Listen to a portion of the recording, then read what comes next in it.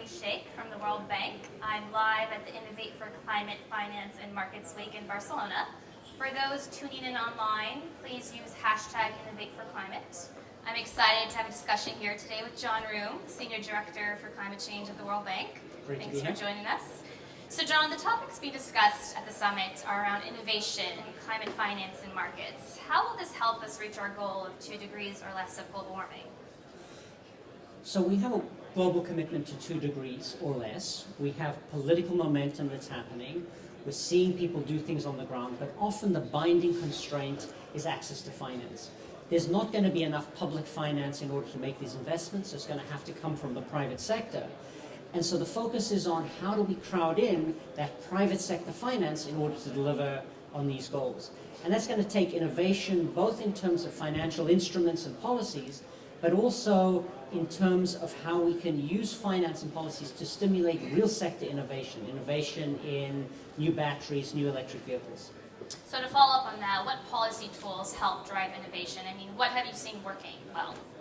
So I think probably one of the most important tools that we have to drive innovation is carbon pricing, putting a price on carbon pollution, because it's good for the environment, it raises revenue, and it creates incentives for people to put resources in green investments rather than brown investments.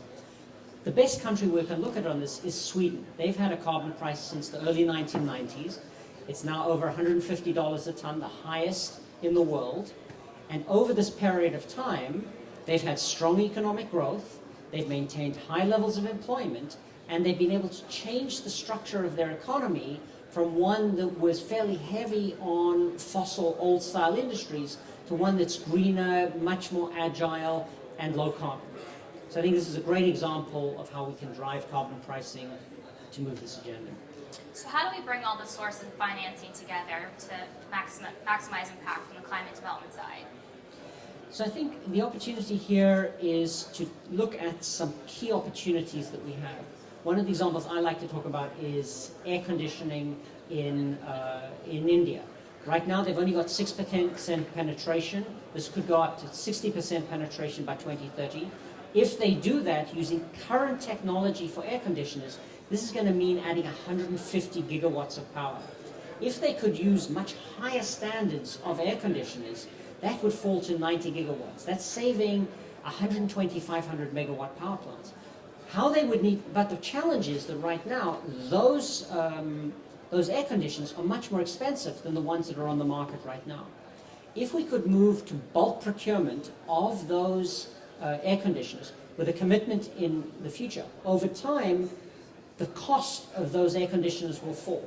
But there's an incremental cost in the beginning. So if we can find ways of using financing from development banks, from philanthropy to cover that initial cost, it'll allow us to come down that scale cost curve so that eventually the private sector finances will be able to come in, and you'll then have a fully vibrant private sector market with private sector financing for high energy efficiency air conditioners will save us significantly on coal-fired power plants. Great.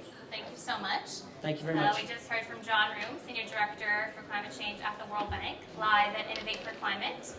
Stay tuned for more interviews on facebook.com/connectforclimate. Thank you. Thank you.